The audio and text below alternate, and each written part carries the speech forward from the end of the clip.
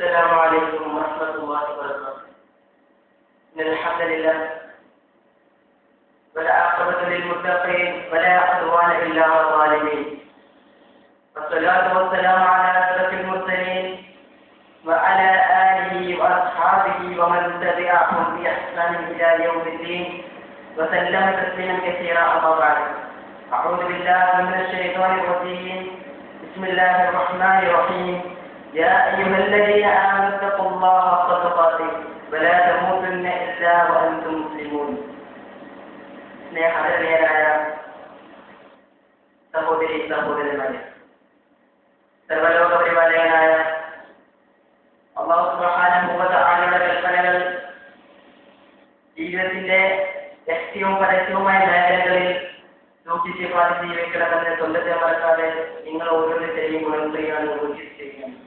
അത്തരത്തിൽ അല്ലാഹുവിന്റെ കൽപ്പനകൾ മുറ പോലെ സൂക്ഷിച്ച് ജീവിക്കുന്ന യഥാർത്ഥ സത്യവിശ്വാസികളുടെ കൂട്ടത്തിൽ നമ്മവരെയും അല്ലാഹു ഉൾപ്പെടുത്തി അനുഗ്രഹിക്കുമാറാകട്ടെ.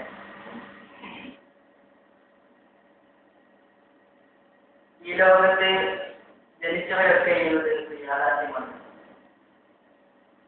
ഈ സത്യത്തെ പരിശുദ്ധ ഖുർആൻ നമ്മെ ഓർമ്മപ്പെടുത്തുന്നത് കുല്ലു നഫ്സിൻ ദാഇഖത്തുൽ മൗത്ത്, ഏതൊരു ദേഹവും മരണം ആസ്വദിക്കുന്നതാണ്.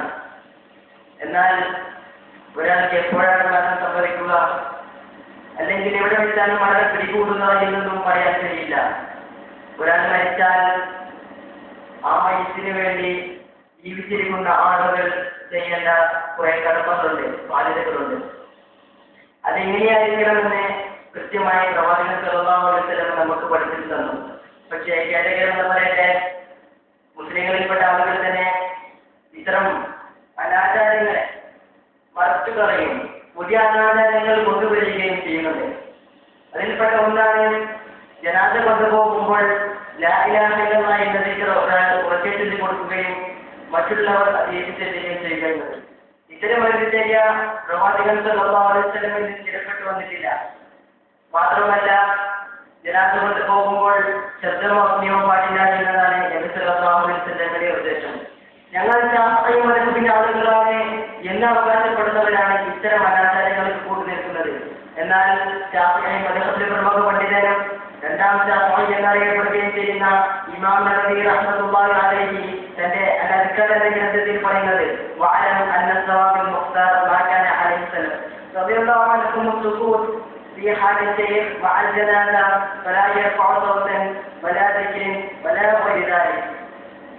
നീ അറിയണം, ശരിയായതും തിരഞ്ഞെടുക്കപ്പെട്ടതും സച്ചരിതരായ മുൻഗാമികളുടെ രീതിയും ജനാസയുടെ കൂടെ നടക്കുമ്പോൾ മൗനം പാലിക്കുക എന്നതാണ്. ആയതിനാൽ ഖുർആൻ പാരായണം കൊണ്ടോ ദിക്ർ കൊണ്ടോ മറ്റോ ശബ്ദം ഉയർത്തരുത്, ശബ്ദം ഉയർത്തപ്പെടരുത്. ചുരുക്കത്തിൽ നമുക്ക് മനസ്സിലാവുന്നത് ജനാസ കൊണ്ടുപോകുമ്പോൾ മൗനം പാലിക്കണമെന്നാണ് ഇസ്ലാം നമ്മെ പഠിപ്പിക്കുന്നത്.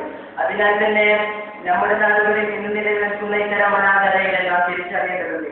അതിൽ നിന്ന് വെച്ചു നിൽക്കുകയും വേണം. മതത്തിൽ പുതുതായി കൂട്ടിച്ചേർക്കപ്പെടുന്ന അനാചാരങ്ങളെ മുസ്ലിങ്ങൾ സ്വീകരിക്കേണ്ട നിലപാട് എങ്ങനെയായിരിക്കണമെന്ന് ആയിഷ റളിയല്ലാഹു അൻഹ പറയുകയുണ്ടായി. ആയിഷ റളിയല്ലാഹു അൻഹ قال رسول الله صلى الله عليه وسلم من أحدث في أمرنا هذا ما ليس فيه فهو رد. നബി സല്ലല്ലാഹു അലൈഹി വസല്ലം പറഞ്ഞു, നമ്മുടെ ഈ കാര്യത്തിൽ അഥവാ നമ്മുടെ ഈ മതത്തിന്റെ കാര്യത്തിൽ ആരെങ്കിലും എന്തെങ്കിലും പുതുതായി ചേർത്താൽ, പുതുതായി ഉണ്ടാക്കിയാൽ അത് തള്ളപ്പെടേണ്ടതാകുന്നു എന്നാണ് പ്രവാചകൻ മുത്ത് മുഹമ്മദ് മുസ്തഫ സല്ലല്ലാഹു അലൈഹി വസല്ലം നമ്മെ പഠിപ്പിക്കുന്നത്.